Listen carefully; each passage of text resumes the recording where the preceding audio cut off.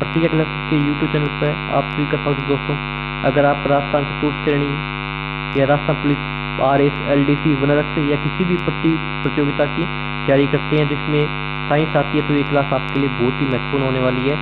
मैं आपके लिए दिशा 2020 की क्वेश्चन सोल्व कराने वाला हूँ। अगर आप हमारे चैनल पर नए हो, चैनल को एक बार सब्सक्राइब कर दीजिए। आज वाली क्लास हमारी दूसरी क्लास होने वाली है जिसमें दैनिक विज्ञान का आधारभूत ज्ञान करने वाले हैं हम। तो चलिए शुरुआत करते हैं। तो आज वाली क्लास हमारी सेकंड क्लास होने वाली है। अगर पहले वाली आपने क्लास नहीं देखी तो जाके चैनल पे देख लीजिए, मैंने चैनल पे डाल दी है। तो चलिए शुरुआत करते हैं। पहला क्वेश्चन होने वाला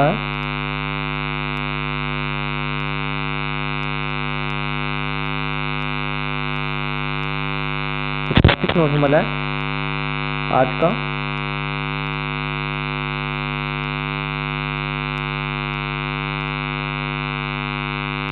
क्रोनोलॉजी किसका अध्ययन है। क्रोनोलॉजी है वो किसका अध्ययन है, किसका अध्ययन है भी समय की अवधि का है। क्रोनोलॉजी किसका अध्ययन है, समय की अवधि का। दोस्तों हर क्वेश्चन को 2 बार रिपीट करूंगा ताकि आपको इस क्लास में याद हो जाए। अगर आप चैनल पे नए, चैनल को एक बार सब्सक्राइब कर दीजिए जल्दी से और वीडियो को लाइक शेयर भी कर देना। क्रोनोलॉजी किसका अध्ययन है, समय की अवधि का है। तो इसकी व्याख्या देख लेते हैं एक बार। क्रोनोलॉजी विज्ञान की वह शाखा है जिसमें समय की अवधि का अध्ययन किया जाता है। जिसमें क्या है, समय की अवधि का अध्ययन किया जाता है। क्रोनोलॉजी क्या है, क्रोनोलॉजी विज्ञान की वह शाखा है जिसमें क्या समय की अवधि का अध्ययन किया जाता है। ठीक है। फिर नेक्स्ट क्वेश्चन है फ्लो के अध्ययन को। फ्लो के अध्ययन को कहते हैं, फ्लो के अध्ययन को क्या कहते हैं, फ्लो के अध्ययन को कहते हैं किस क्या कहते हैं, होमोलॉजी कहते हैं, होमोलॉजी कहते हैं। अगर आपने पहले वाली क्लास नहीं देखी तो जाके देख लीजिए, मैंने वहाँ पे अच्छी तरह से आपको बताया है फ्लो के अध्ययन को क्या कहते हैं। तो फ्लो के अध्ययन को क्या कहते हैं, होमोलॉजी कहते हैं। तो इसकी व्याख्या देख लेते हैं एक बार कि फ्लो के अध्ययन को होमोलॉजी कहते हैं। फ्लो के अध्ययन को कहते हैं, होमोलॉजी कहते हैं। फल, सब्जी तथा फूलों के व्यापारिक उत्पादन के लिए की जाने वाली कृषि को हॉर्टिकल्चर कहते हैं। क्या फलों, सब्जी, फूलों के व्यापारिक उत्पादन के लिए, व्यापार मतलब बेचने के लिए की जाने वाली कृषि को हॉर्टिकल्चर कहते हैं। अब फूलों के अध्ययन को होमोलॉजी कहते हैं। फूलों के अध्ययन को क्या कहते हैं, होमोलॉजी कहते हैं। और फल, सब्जी, फूलों के व्यापारिक उत्पादन के लिए की जाने वाली कृषि को हॉर्टिकल्चर कहते हैं। फिर नेक्स्ट क्वेश्चन है, ठीक है, ओस्टियोलॉजी। ओस्टियोलॉजी क्या अध्ययन है, ओस्टियोलॉजी किसका अध्ययन हुई, ओस्टियोलॉजी किसका अध्ययन है, अस्थियों का अध्ययन है। किसका अध्ययन है, ओस्टियोलॉजी अस्थियों का अध्ययन है। इसकी व्याख्या देख लेते हैं एक बार। ओस्टियोलॉजी अर्थात अस्थि विज्ञान के तहत अस्थियों के बने कंकाल का अध्ययन किया जाता है। ओस्टियोलॉजी के अर्थात अस्थि विज्ञान के अध्ययन, अस्थि विज्ञान के तहत अस्थियों के बने मतलब हड्डियों के बने कंकाल का अध्ययन किया जाता है। ओस्टियोलॉजी में क्या है, कंकाल का अध्ययन या हड्डियों का अध्ययन किया जाता है। ठीक है। क्रायोजेनिक किससे संबंधित विज्ञान है। क्रायोजेनिक किससे संबंधित विज्ञान है, किससे संबंधित विज्ञान है क्रायोजेनिक किससे संबंधित है, निम्न ताप से संबंधित है। क्रायोजेनिक किससे संबंधित विज्ञान है, निम्न ताप से। क्रायोजेनिक किससे संबंधित है, निम्न ताप से संबंधित है। तो इसकी व्याख्या देख लेते हैं एक बार।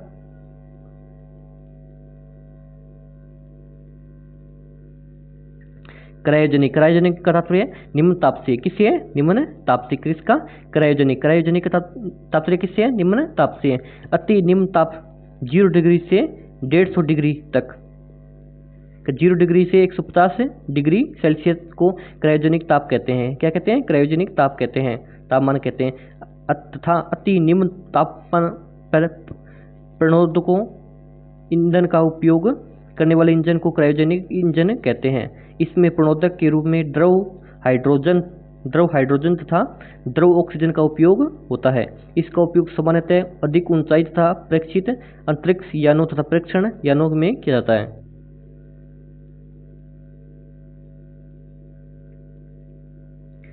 ठीक है।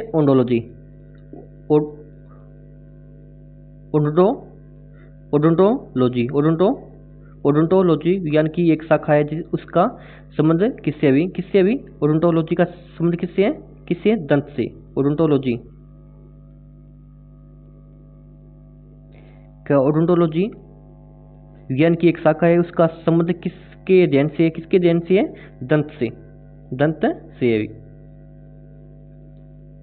तो इसकी व्याख्या देख लेते हैं एक बार।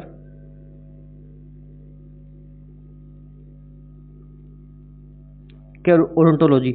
ओडोंटोलॉजी विज्ञान की एक शाखा है जो दांतों उनकी संरचना और विकास तथा उनकी बीमारियों से संबंधित है। ओडोंटोलॉजी किससे संबंधित है? विज्ञान की एक शाखा है जो दांतों उनकी संरचना और विकास तथा उनकी बीमारियों से संबंधित है। ओडोंटोलॉजी किसी के संबंधित है? दांतों उनकी संरचना, उनके विकास तथा उनकी बीमारियों से संबंधित है ओडोंटोलॉजी। ठीक है। पक्षियों के वैज्ञानिक अध्ययन को कहते हैं, पक्षियों के वैज्ञानिक अध्ययन को क्या कहते हैं? क्या कहते हैं? ऑर्निथोलॉजी कहते हैं, ऑर्निथोलॉजी कहते हैं। क्या पक्षी है? पक्षियों के वैज्ञानिक अध्ययन को क्या कहते हैं? ऑर्निथोलॉजी कहते हैं, ऑर्निथोलॉजी कहते हैं। पक्षियों के वैज्ञानिक अध्ययन को क्या कहते हैं? ऑर्निथोलॉजी कहते हैं। इसकी व्याख्या देख लेते हैं। ऑर्निथोलॉजी, ऑर्निथोलॉजी में किसका अध्ययन कहते हैं? पक्षियों का वैज्ञानिक अध्ययन किया जाता है। ऑर्निथोलॉजी में किसका अध्ययन कहते हैं? पक्षियों के वैज्ञानिक अध्ययन किया जाता है ऑर्निथोलॉजी में। ठीक है। लिम्नोलॉजी, लिम्नोलॉजी, लिम्नोलॉजी में क्या है? तालाबों, पोखरों, झीलों आदि के जीवों का अध्ययन किया जाता है। लिम्नोलॉजी, लिम्नोलॉजी में क्या है? तालाब हो या पोखरों या झीलों या आदि के जीवों का अध्ययन किया जाता है। फिर हर्पिटोलॉजी, हर्पिटोलॉजी में क्या है? उभयचरों सरीसृप का अध्ययन किया जाता है। हर्पिटोलॉजी में क्या है? हर्पिटोलॉजी में क्या है? हर्पिटोलॉजी में क्या है? उभयचर प्राणी होते हैं, सरीसृप का अध्ययन किया जाता है हर्पिटोलॉजी में। ठीक है। मेलाकोलॉजी, मेलाकोलॉजी में क्या है? मोलस्का का अध्ययन किया जाता है। कि मेलाकोलॉजी में क्या है? मोलस्का का अध्ययन किया जाता है। ऑर्निथोलॉजी में ऑर्निथोलॉजी में क्या है? पक्षियों का अध्ययन किया जाता है। लिम्नोलॉजी में तालाब, पोखर, झीलों के जीवों का अध्ययन किया जाता है। हर्पिटोलॉजी में उभयचर सरीसृप का अध्ययन किया जाता है। और मेलाकोलॉजी में मोलस्का का अध्ययन किया जाता है। ठीक है। मनुष्य में परजीवी घर्षण पैदा करने वाली कृमियों के अध्ययन को क्या कहते हैं? अभी क्या मनुष्य में परजीवी घर्षण पैदा करने वाले कृमियों के अध्ययन को क्या कहते हैं? क्या कहते हैं? क्या कहते हैं? अभी हेल्मिथोलॉजी कहते हैं, हेल्मिथोलॉजी कहते हैं, हेल्मिथोलॉजी कहते हैं।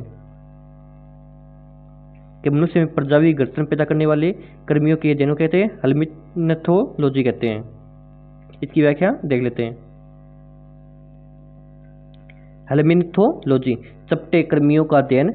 हर्पिटोलॉजी, हेल्मिथोलॉजी में क्या है? हेल्मिथोलॉजी में क्या? चपटे कृमियों का अध्ययन किया जाता है। हेल्मिथोलॉजी में क्या है? हेल्मिथोलॉजी में क्या है? चपटे कृमियों का अध्ययन किया जाता है। और हर्पिटोलॉजी उभयचर सरीसृपों का अध्ययन किया जाता है। इक्थियोलॉजी में क्या है? मछली पालन का अध्ययन किया जाता है। इक्थियोलॉजी में क्या है? इक्थियोलॉजी में क्या है? मछली पालन का अध्ययन किया जाता है। ठीक है। मेलाकोलॉजी में आपको बताई दिया मोलस्का का अध्ययन किया जाता है। मैप और मेलाकोलॉजी, मैप और मोलस्का का अध्ययन किया जाता है। इक्थियोलॉजी में मछली पालन का अध्ययन किया जाता है। और हर्पिटोलॉजी में उभयचरों या सरीसृपों का अध्ययन किया जाता है। और हेल्मिथोलॉजी में क्या है? चपटे कृमियों का अध्ययन किया जाता है।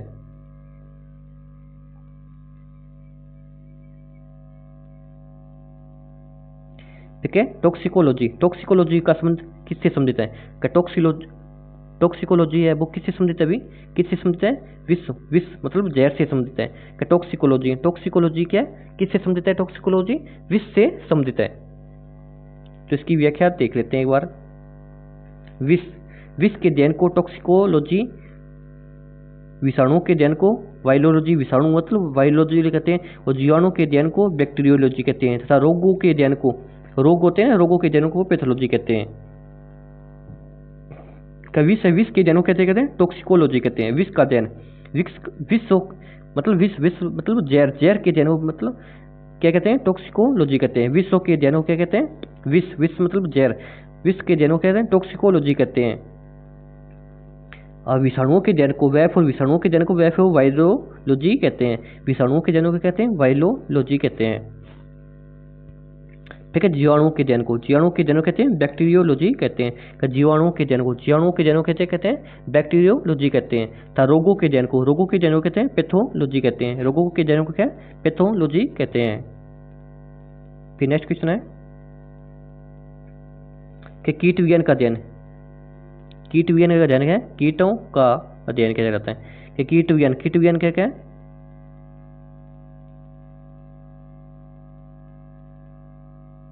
कि कीट विज्ञान का अध्ययन है कीटों का, कीट विज्ञान में अध्ययन की किसका किया जाता है, कीटों का अध्ययन किया जाता है।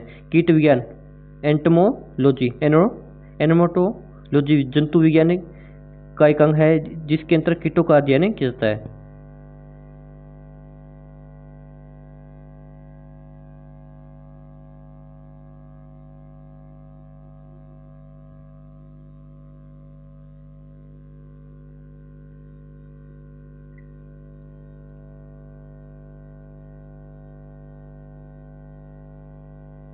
ये वाला क्वेश्चन मैंने आपको पहले भी करा दिया, अभी एक बार और देख लेते हैं। एरोमीटर, एरोमीटर में क्या है, वायु गैस घनत्व का अध्ययन किया जाता है।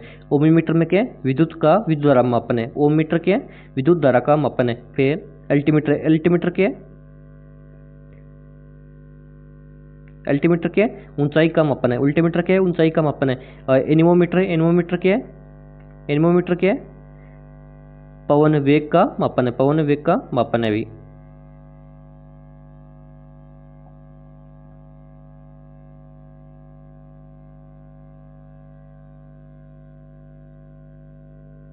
फिर नेक्स्ट क्वेश्चन है, दोस्तों आपको क्लास अच्छी लग रही है बात, चैनल को सब्सक्राइब कर दो, वीडियो को लाइक शेयर भी कर दो यार, और कमेंट में मेरे को जरूर बताना क्लास कैसी लगी आपको। चलिए नेक्स्ट क्वेश्चन तक है, अत्यंत सूक्ष्म वस्तुओं को किस उपकरण द्वारा देखा जाता है।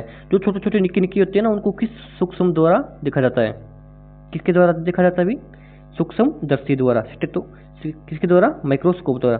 सूक्ष्म दर्शी मतलब माइक्रोस्कोप वह यंत्र जिसकी सहायता से नग्न आंख से न देखने योग्य सूक्ष्म वस्तुओं को भी देखा जाता है भी।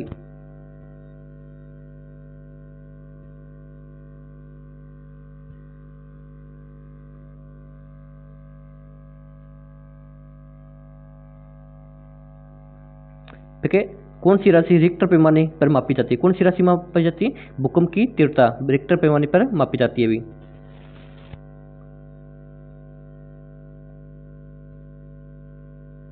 ठीक है, सिस्मोग्राफ, सिस्मोग्राफ भूकंप की तीव्रता रिक्टर पैमाने, रिक्टर स्केल पर भूकंप मापी से मापते हैं भी। सिस्मोग्राफ, सिस्मोग्राफ के भूकंप की तीव्रता रिक्टर स्केल पर भूकंप मापी से मापते हैं। रिक्टर या रिचेल स्केल भूकंप की तीव्रता को मापने का ये मात्रक है। 1935 में अमेरिकन भूगर्भवेत्ता चार्ल्स फ्रांसिस रिचर द्वारा इसका आविष्कार किया गया था। यह गणितीय मापक है जिसकी तीव्रता 0 से 9 तक होती है, जिसकी तीव्रता क्या 0 से 9 तक होती है। वो प्रत्येक बिंदु दूसरे बिंदु की तीव्रता का 10 गुना अधिक तीव्रता रखता है। भूकंप के दौरान 3 प्रकार की भूकंपीय तरंगें उत्पन्न होती है भी। तो प्राथमिक कौन सी है, प्राथमिक बोल दो, लंबात में वो तरंगे बोल दो या पी तरंगे बोलते हैं। ये अनुदैर्घ्य तरंगे होती है। भूकंपीय लहरों में सर्वाधिक तीव्र गति इसी की होती है भी। फिर दूसरी कौन सी है, दूसरी तरंगे है अनुप्रस्थ अथवा गौण तरंगे या एस तरंगे कहलाने वाली है। ये सिर्फ ठोस माध्यम में ही चल सकती है। दूसरी क्या है, अनुप्रस्थ अथवा गौण तरंगे अथवा एस तरंगे क्या है, ठोस माध्यम में ही चल सकती है भी। फिर तीसरी तरंग धरातलीय तरंगे, धरातलीय तरंगे बोलते हैं, अल तरंगे बोलते हैं। ये सर्वाधिक विनाशकारी होती है, सर्वाधिक है विनाशकारी होती है भी। ये ऊपरी सतह पर है, ये पृथ्वी के ऊपरी भाग में चलती है, सर्वाधिक विनाशकारी होती है। क्या भूकंप की तीव्रता को मापने वाला यंत्र कौन सा है, कौन सा है, सिस्मोग्राफ है। कौन सा है, सिस्मोग्राफ है। भूकंप की तीव्रता को मापने वाला यंत्र कौन सा है, सिस्मोग्राफ है भी। ईसीजी, ईसीजी किस रोग का पता लगाने में, ईसीजी किसका है, हृदय रोग, ईसीजी किसका है, हृदय रोग के लिए। ठीक है, कार्डियोग्राफ, कार्डियोग्राफ इसमें हृदय रोग से ग्रसित व्यक्ति की हृदय गति जांच जाती है। हृदय गति के ग्राफ को कार्डियोग्राफ कहते हैं या ईसीजी कहते हैं। कि हृदय गति को क्या कहते हैं, को मापने वाले यंत्र को क्या कहते हैं, कार्डियोग्राफ या ईसीजी कहते हैं।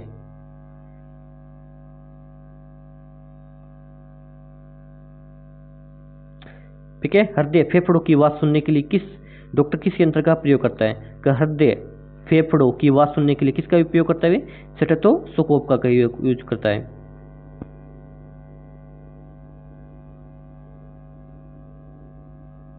कि हृदय की ध्वनियां लव को स्टेथोस्कोप से सुना जा सकता है। ज्ञातव्य की श्वसन दर स्पीरोमीटर से मापते हैं। कि श्वसन की तरह है ना, श्वसन की तरह वो कैसे मापते हैं? स्पीरोमीटर से मापते हैं। अभी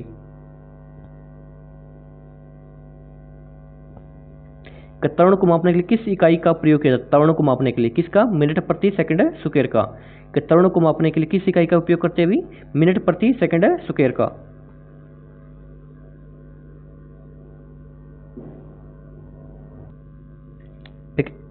फिर क्या है?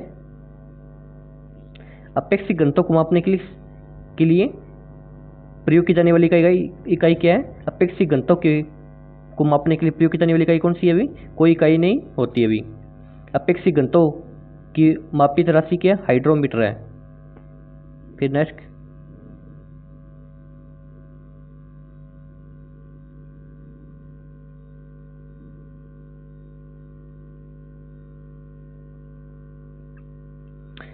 शरीर के आंतरिक अंगों का परीक्षण किस उपकरण द्वारा किया जाता है? शरीर के आंतरिक अंगों का परीक्षण किस उपकरण द्वारा किया जाता है? किसके द्वारा? एंडोस्कोप द्वारा। एंडोस्कोप द्वारा। शरीर के आंतरिक उपकरण होते हैं, आंतरिक अंगों का परीक्षण किस उपकरण द्वारा किया जाता है? एंडोस्कोप द्वारा। इसकी व्याख्या देख लेते हैं। एंडोस्कोपी, एंडोस्कोपी का अर्थ है अंदर देखना। एंडोस्कोपी का अर्थ क्या होता है? ये पूछा जा सकता है। एंडोस्कोपी का अर्थ क्या होता है? अंदर देखना। एंडोस्कोपी का अर्थ क्या होता है? अंदर देखना।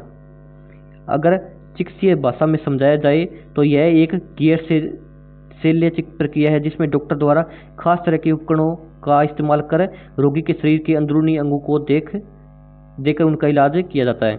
एंडोस्कोपी, एंडोस्कोपी क्या है? अंदर देखना होता है।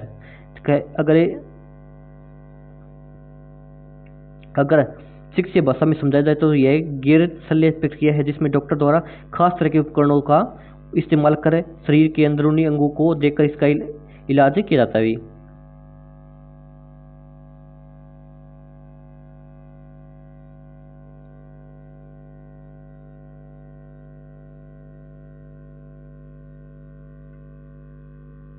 हाइड्रोमीटर, हाइड्रोमीटर क्या है?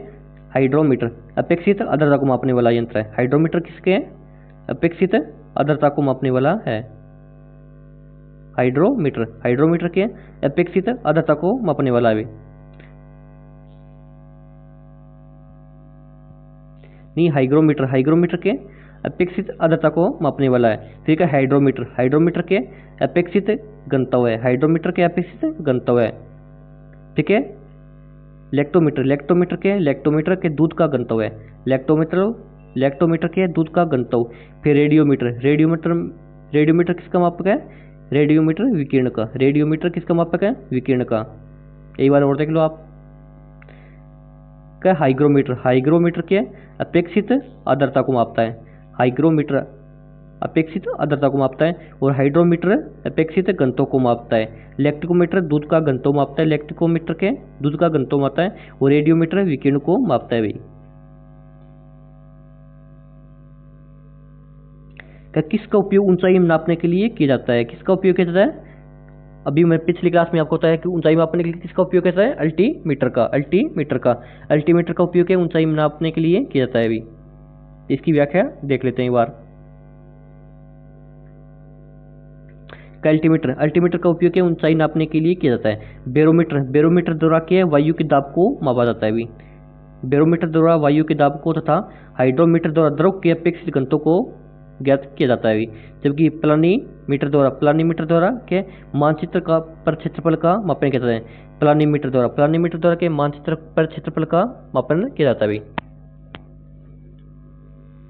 तो अल्टीमीटर द्वारा क्या है? ऊंचाई का मापन किया जाता है। अभी अब बैरोमीटर द्वारा वायु के दाब का मापन किया जाता है। बैरोमीटर द्वारा क्या वायु के दाब का मापन किया जाता है तथा हाइड्रोमीटर द्वारा द्रव के अपेक्षित घनत्व को मापा जाता है। हाइड्रोमीटर द्वारा क्या द्रव के अपेक्षित घनत्व को मापा जाता है। जबकि प्लानीमीटर द्वारा मानचित्र पर क्षेत्रफल का अध्ययन किया जाता है, मापा जाता है।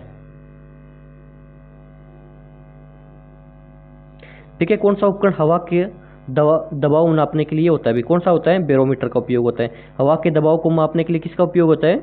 हवा के दबाव को मापने के लिए किसका उपयोग होता है? बैरोमीटर का होता है। किसका होता है? बैरोमीटर का होता है। हवा के दबाव को नापने के लिए किसका उपयोग होता है? बैरोमीटर का होता है।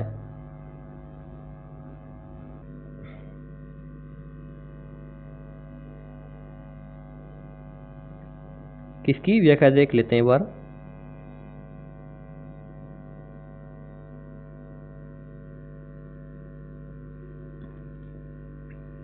देखिए आर्द्रता मापने का, आर्द्रता का मापन किसके द्वारा किया जाता है, किसके द्वारा किया जाता है, आर्द्रता का मापन किससे किया जाता है भाई, हाइग्रोमीटर द्वारा, हाइग्रोमीटर द्वारा। एक तो हाइड्रोमीटर होता है, एक हाइग्रोमीटर जो होता है।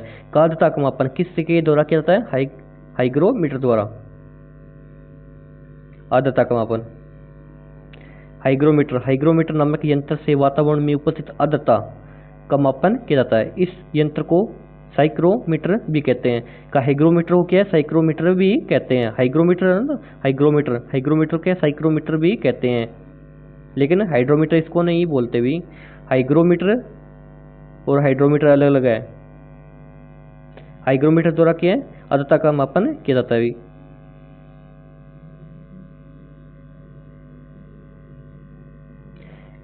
आंधी के आगमन से पूर्व बैरोमीटर में पारे का स्तर होता है। आंधी आती है ना, आंधी के आगमन के पूर्व पहले बैरोमीटर में पारे का स्तर होता है। क्या होता है, क्या होता है भी, आंधी के आगमन से पूर्व बैरोमीटर में पारे का स्तर क्या होता है, सामान्य स्तर से नीचे होता है। मतलब आंधी आते हैं उससे पहले हवा का दबाव कम हो जाता है। आंधी आते हैं ना, आंधी आने से पहले हवा का दबाव क्या कम हो जाता है भी। कि आंधी के आगमन के पूर्व बैरोमीटर में पारे का स्तर क्या होता है, सामान्य स्तर से नीचे हो जाता, नीचे जाएगा। तो इसकी व्याख्या देख लेते हैं।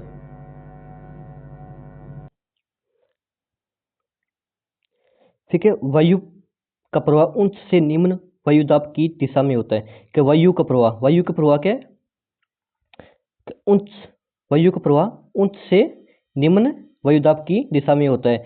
आंधी आती है तब निम्न वायुदाब क्षेत्र विकसित हो जाता है। मैंने आपको पहले बोला था, आंधी आती है तो निम्न वायुदाब क्षेत्र विकसित हो जाता है। अतः आंधी आने से पहले बैरोमीटर में पारे का स्तर निम्न वायुदाब दर्शाने के लिए नीचे चला जाता है। तो आंधी आती है, आंधी आती है, आंधी आने से पहले के बैरोमीटर में क्या, पारे का स्तर निम्न वायुदाब दर्शाने के लिए नीचे चला जाता है। ठीक है, नीचे बैरोमीटर का पाठ्यांक जब एकांक एक नीचे गिरता है तो आंधी आने की संभावना होती है। कि बैरोमीटर का जो पाठ्यांक है वो नीचे गिरता है तो आंधी आने की संभावना होती है भी। तो हमें तभी पता लगता है कि आंधी आने वाली है या नहीं आने वाली, क्योंकि वायु का दाब जब में नीचे कम हो जाता है भी। बैरोमीटर का पाठ्यांक जब धीरे धीरे नीचे गिरता है तो वर्षा होने की संभावना भी होती है। कि बैरोमीटर का पाठ्यांक जब धीरे धीरे नीचे गिरता है तब क्या, वर्षा होने की संभावना होती है। बैरोमीटर का पाठ्यांक जब धीरे धीरे ऊपर चढ़ता है तो दिन साफ रहने की संभावना होती है। तो बैरोमीटर का पाठ्यांक जब धीरे धीरे ऊपर चढ़ जाए तो मौसम साफ होने की संभावना होती है भी। ठीक है, मैनोमीटर, मैनोमीटर में निम्नलिखित में किसका मापन किया जाता है, मैनोमीटर, मैनोमीटर में निम्नलिखित में किसका मापन किया जाता है, किसका मापन किया जाता है, गैस के दाब का। मैनोमीटर में, मैनोमीटर में किसका मापन किया जाता है, गैस के दाब का भी। मैनोमीटर, मैनोमीटर में क्या है, मैनोमीटर में क्या है, मैनोमीटर द्वारा गैस का दाब मापा जाता है। मैनोमीटर में क्या है, गैस का दाब मापा जाता है। वायुमंडल की आर्द्रता हेतु हाइड्रोमीटर, वायुमंडल की आर्द्रता हेतु क्या है, हाइग्रोमीटर, हाइग्रोमीटर। और ध्वनि की तीव्रता हेतु एडियोमीटर, एडियोमीटर द्वारा ध्वनि की तीव्रता को मापा जाता है। क्या, मैनोमीटर, मैनोमीटर में गैस की दाब को मापा जाता है। मैनोमीटर में क्या, गैस का दाब मापा जाता है। वायुमंडल की आर्द्रता मापने हेतु हाइग्रोमीटर है, वायुमंडल की आर्द्रता है उसको मापने के हाइग्रोमीटर है। और ध्वनि की तीव्रता हेतु ऑडियोमीटर है। ध्वनि की तीव्रता को मापते क्या है, ऑडियोमीटर है भी।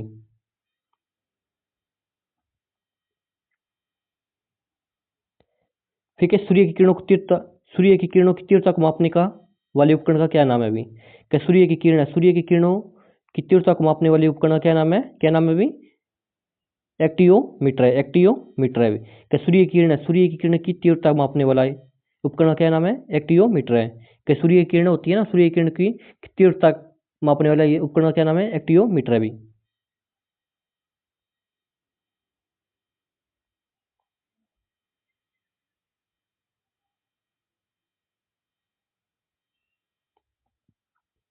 ठीक है, सूर्य किरणों की तीव्रता को मापने वाले उपकरण को एक्टियोमीटर कहते हैं। कि सूर्य किरणों की तीव्रता को मापने वाली उपकरणों क्या है, एक्टियोमीटर कहते हैं। क्या कहते हैं, एक्टियोमीटर कहते हैं। कि पौधों की वृद्धि मापने वाले उपकरण को क्रेस्कोग्राफ कहते हैं। क्रेस्कोग्राफ कहते हैं कि पौधों की वृद्धि को मापने वाले उपकरणों को कहते हैं, क्रेस्कोग्राफ कहते हैं। इसकी खोज भारतीय वैज्ञानिक जगदीश चंद्र बोस ने की थी। जबकि बैरोमीटर वायु दाब को मापता है। बैरोमीटर किसको मापता है? वायु दाब को मापता है। और क्रेस्कोग्राफ क्या है? क्रेस्कोग्राफ क्या है? पौधों की वृद्धि को मापने वाला उपकरण है। क्रेस्कोग्राफ क्या है? पौधों की वृद्धि को मापने वाला उपकरण कौन सा है? क्रेस्कोग्राफ है। और सूर्य की किरणों की तीव्रता को मापने वाला उपकरण कौन सा है? एक्टियोमीटर है। कि समुद्र की गहराई सामान्यतः किससे मापी जाती है? कि समुद्र कितना गहरा है, इसकी गहराई किससे मापी जाती है? अभी किससे मापी जाती है? फेदोमीटर द्वारा। किसके द्वारा? फेदोमीटर द्वारा। कि समुद्र की गहराई किससे मापी जाती है? फेदोमीटर द्वारा। इसकी व्याख्या देख लो एक बार। कि समुद्र की गहराई सामान्यतः फेदोमीटर से मापी जाती है। कि समुद्र कितना गहरा है, इसकी गहराई किससे मापी जाती है? फेदोमीटर द्वारा। नॉटिकल मील समुद्री दूरी मापने का इकाई है। कि नॉटिकल मील है ना, नॉटिकल मील समुद्री दूरी नापने का एक यंत्र इकाई है। कि नॉटिकल मील के समुद्री दूरी नापने का ही इकाई है। कि बादलों की दिशा एवं गति को मापने वाला यंत्र कहलाता है। कि बादलों की दिशा एवं गति मापने वाला यंत्र कौन सा? भी कौन सा है? नेफोस्कोप है। नेफोस्कोप है। कि बादलों की दिशा एवं गति, कि बादल किस दिशा में जा रहे हैं, उनकी गति को मापने वाला यंत्र कौन सा है? नेफोस्कोप है। नेफोस्कोप है। अभी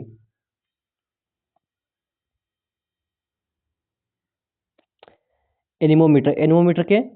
एनीमोमीटर से हवा की शक्ति तथा गति रेन गेज से। एनीमोमीटर से क्या?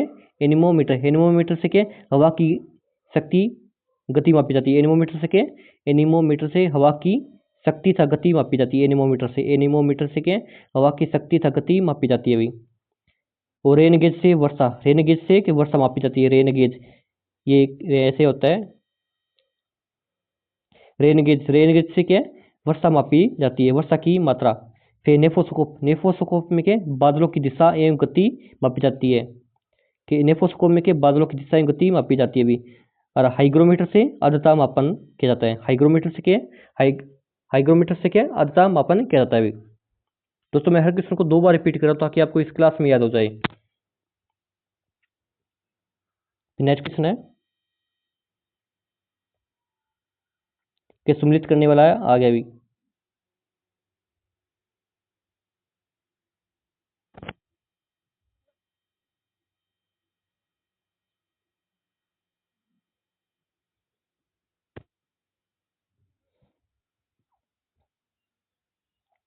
के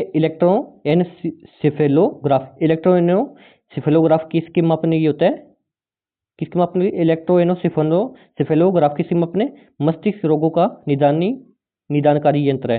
कि इलेक्ट्रोएनसेफेलोग्राफ किसके? मस्तिष्क के रोगों का निदानकारी यंत्र है। भी फिर दूसरा है इलेक्ट्रोकार्डियोग्राफ की है हृदय, आपको पता है इलेक्ट्रोकार्डियोग्राफ की है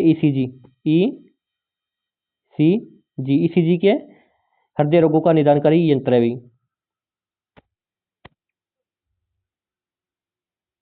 ठीक है। स्टेनोस्कोप के हृदय की धड़कन सुनना।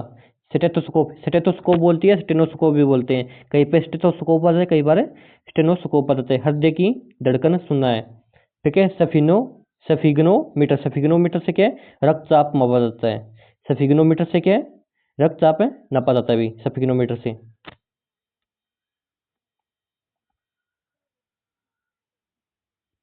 ठीक है। इलेक्ट्रोएनसेफेलोग्राफ से क्या है? मस्तिष्क रोगों का निदानकारी यंत्र है। इलेक्ट्रोएनसेफेलोग्राफ के मस्तिष्क रोगों का निदानकारी यंत्र है। इलेक्ट्रोएनसेफेलोग्राफ के मस्तिष्क रोगों का निदानकारी यंत्र है। भी फिर इलेक्ट्रोग्राफ के इलेक्ट्रोकार्डियोग्राफ के हृदय रोगों का निदानकारी यंत्र है। इलेक्ट्रोकार्डियोग्राफ इसको ऐसे याद, कार्डियोग्राफ याद रखो आप।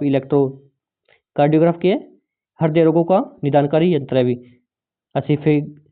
सिफनो सिफनो सिफनोगनोमीटर क्या है? मैनोमीटर क्या है? मैनोमीटर क्या है? रक्तचाप मापा जाता है। भी ठीक है। स्टेथोस्कोप द्वारा हृदय की धड़कन सुनी जाती है। स्टेथोस्कोप द्वारा क्या है? हृदय की धड़कन सुनी जाती है। अभी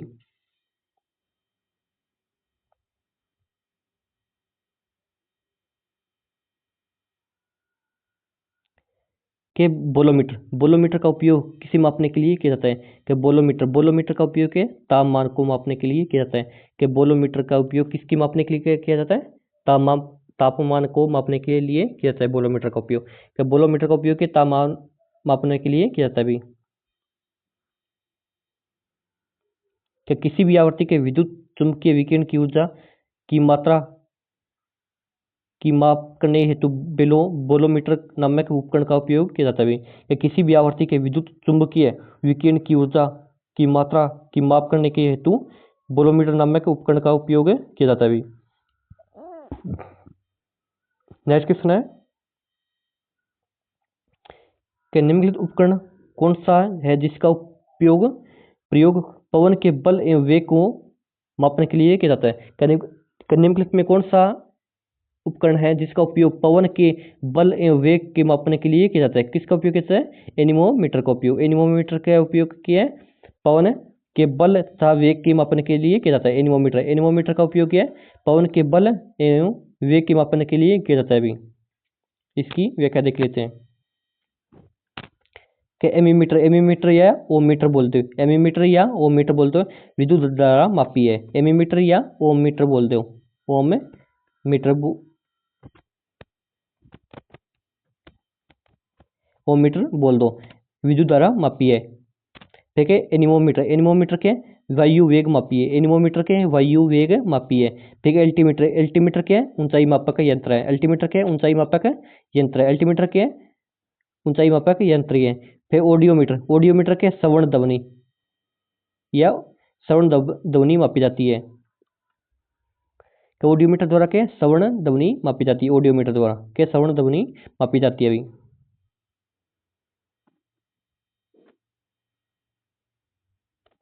ठीक है। मात्रकों की अंतरराष्ट्रीय पद्धति एसआई कब से लागू की गई थी?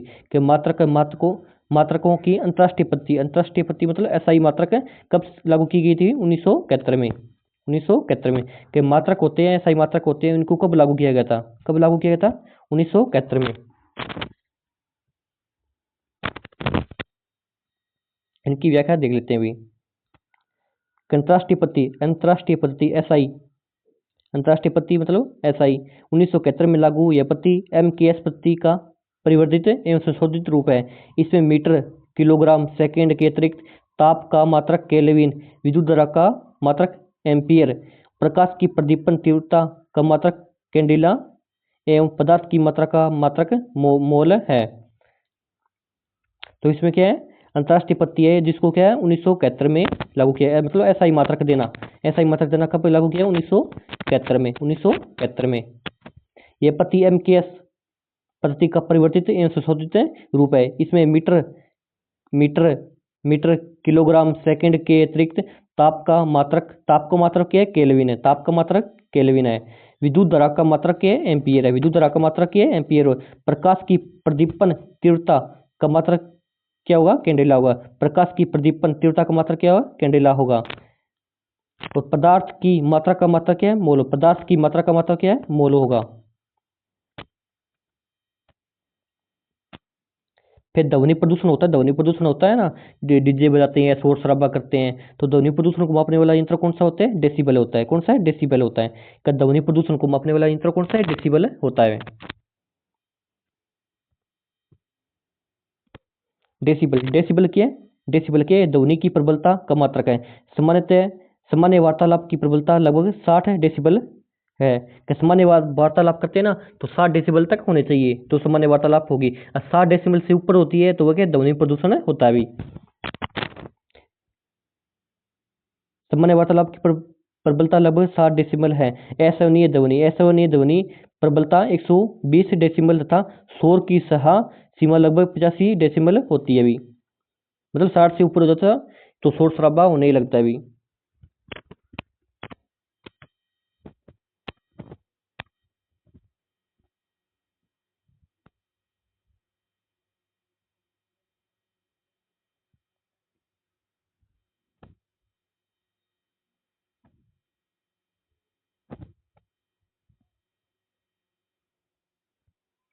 चालक की विद्युत प्रतिरोधकता की इकाई क्या है? चालक की विद्युत प्रतिरोधकता की इकाई क्या है? अभी क्या है? ओम है। कि चालक की विद्युत प्रतिरोधकता की इकाई क्या है, ओम है। एम्पियर विद्युत धारा का मापक है, एम्पियर के विद्युत धारा का मापक है। वोट शक्ति का है, वोट क्या है, शक्ति का है। और जूल कार्य ऊर्जा है, जूल जूल क्या है, कार्य ऊर्जा का मात्रक है भी। और एम्पियर के विद्युत धारा का मात्रक क्या है, एम्पियर है। और वोट का शक्ति का मात्रक क्या है, वोट है भी। और कार्य ऊर्जा का जूल है। विद्युत शक्ति का मात्रक क्या है, विद्युत शक्ति का मात्रक कौन सा है, आपको भी बताया वोट है। कि विद्युत शक्ति का मात्रक कौन सा है, वोट है भी। कि विद्युत शक्ति का मात्रक कौन सा है, वोट है। शक्ति का विद्युत की शक्ति होते हैं उसका मात्रक क्या है, वोट है भी। देखिए प्रकाश वर्ष इकाई, प्रकाश वर्ष इकाई क्या है, प्रकाश वर्ष इकाई क्या है, दूरी की है। प्रकाश वर्ष इकाई है, प्रकाश वर्ष इकाई है किसकी है, दूरी की।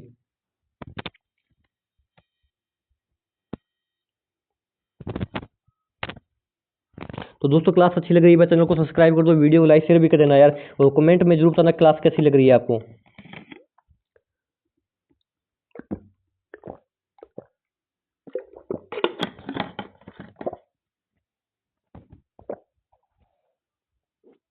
फिर एक व्याख्या पढ़ लेते हैं इसकी।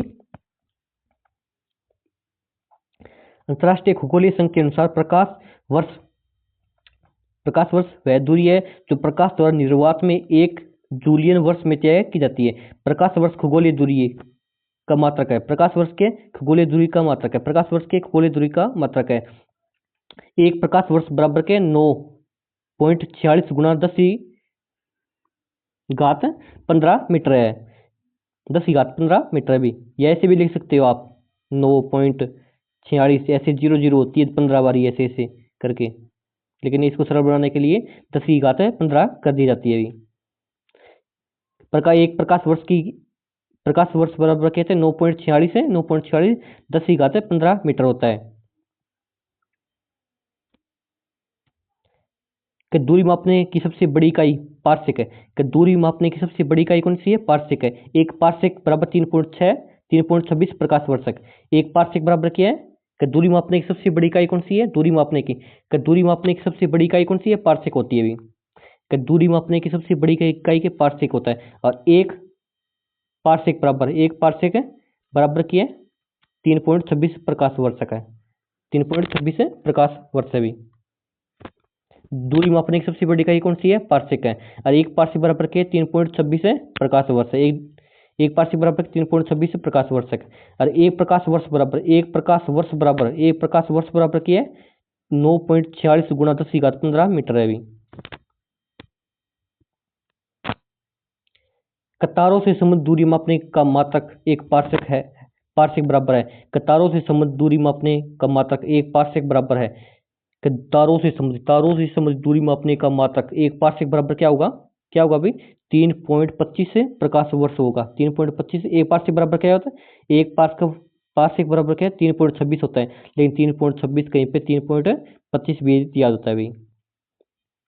तारों से संबंधित दूरी मापने का मात्रक एक पार्सेक बराबर बुझ रखा है। एक पार्सेक बराबर क्या होगा, 3.26 या 3.25 होगा, 3.26 या 3.25 होगा भी। ठीक है, ओजोन की सांद्रता को नापने वाली इकाई है ओजोन पर तो मेरे छेद हो गया, आपको पता भी है कि ओजोन की सांद्रता को मापने वाली इकाई कौन सी है भी, कौन सी है, डोप्सन है। कौन सी है, डेप्सन या डोप्सन बोल सकते हैं। कि ओजोन की सांद्रता को नापने वाली इकाई कौन सी है, डेप्सन या डोप्सन है। तो ओजोन की सांद्रता को मापने वाली इकाई कौन सी है, डेप्सन या डोप्सन है भी।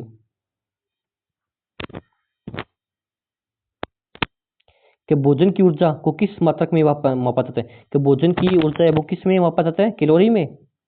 कि भोजन की ऊर्जा को किस मात्रक में मापा जाता है भाई, देखते हैं किस में मापा जाता है, कैलोरी में मापा जाता है। कि भोजन की ऊर्जा होती है वो किस में मापा जाता है, कैलोरी में।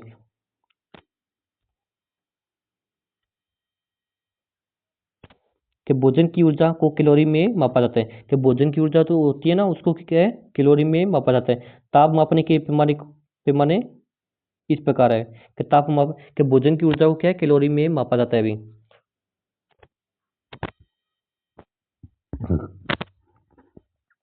क्या सेल्सियस पैमाना, सेल्सियस पैमाना, सेल्सियस पैमाना। इस पैमाने का आविष्कार स्वीडन के वैज्ञानिक सेल्सियस ने किया था। कि सेल्सियस पैमाने का आविष्कार किसने किया था? स्वीडन के वैज्ञानिक को सेल्सियस ने किया था, जिसके नाम पर ये क्या सेल्सियस पैमाना पड़ गया भी। इस पैमाने में हिमांक को 0 डिग्री से 0 डिग्री सेल्सियस व भाप को 100 डिग्री, भाप को क्या है 100 डिग्री सेल्सियस अंकित किया जाता है। कि 0 डिग्री पे कोई चीज़ जम जाती है अभी, 0 डिग्री पे कोई चीज़ जमानी होती है, वो 0 डिग्री पे जम जाती है। और 100 डिग्री पे कोई चीज़ उबलने लगती है अभी। 100 डिग्री जिसका टेम्परेचर 100 डिग्री हो जाता है, 50 में ही बहुत ज़्यादा हो जाता है, लेकिन 100 डिग्री होने पर आग लग जाती है अभी। कि इस पैमाने में 0 डिग्री हिमांक के लिए मतलब बर्फ के लिए 0 डिग्री, भाप बनने के लिए 100 डिग्री अंकित किया जाता है। इनके बीच की दूरी को 100 बराबर भागों में बांटा जाता है, मतलब 0 से 100 के बीच में 100 बराबर भाग हो जाएंगे।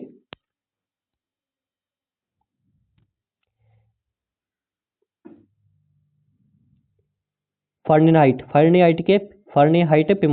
पैमाना के इसका आविष्कार जर्मन वैज्ञानिक फारेनहाइट ने किया था। इसमें हिमांक को 32 डिग्री फारेनहाइट बर्फ मतलब बर्फ बनने के लिए क्या है 32 डिग्री फारेनहाइट एवं भाप बनने के लिए 212 डिग्री फारेनहाइट है। इसके बीच दूरी को 180 बराबर भागों में बांटा जाता है। इसके बीच के फारेनहाइट में क्या दूरी को 180 बराबर भागों में बांटा जाता है भी। फारेनहाइट भी क्या है बर्फ को फारेनहाइट कहता है 0 डिग्री पे, फारेनहाइट कहता है 32 डिग्री फारेनहाइट पर बर्फ जम जाती है, और 212 डिग्री फारेनहाइट पर क्या है भाप बन जाती है कोई चीज।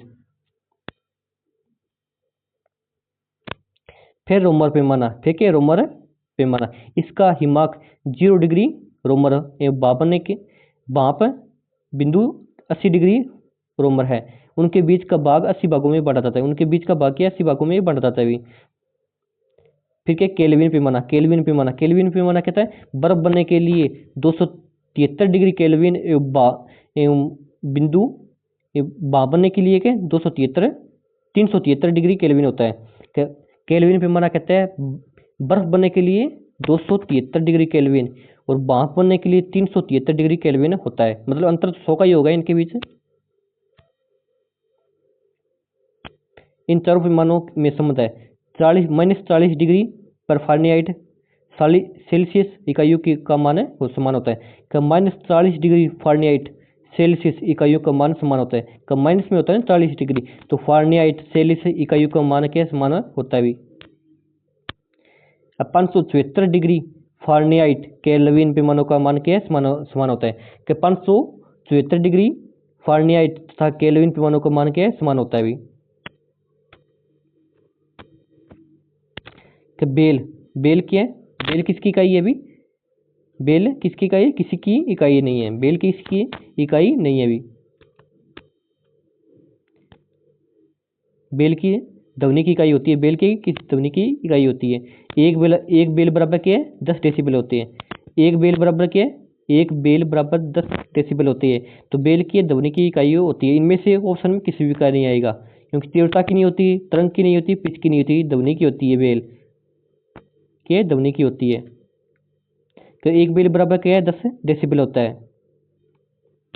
8.686 डेसिबल बराबर एक नेपर होता है। 8.686 डेसिबल बराबर क्या एक नेपर होता है। नेपर की ध्वनि, नेपर भी क्या है ध्वनि की इकाई है। नेपर बूझ ले क्या है, नेपर क्या है ध्वनि की इकाई है भी। नेपर बाजे तो नेपर क्या होगा ध्वनि की इकाई है भी। तो एक बेल बराबर क्या 10 डेसिबल होते हैं। एक बेल बराबर क्या है 10 डेसिबल होते हैं। और 8.686 डेसिबल बराबर एक नेपर होता है। और नेपर भी क्या ध्वनि की इकाई है भी। किलोवाट किसका है, किलोवाट ऊर्जा का मापक है अभी। किलोवाट की है, किलोवाट घंटा की है, एक यूनिट है ऊर्जा की। किलोवाट घंटा की है, एक यूनिट है ऊर्जा की है अभी।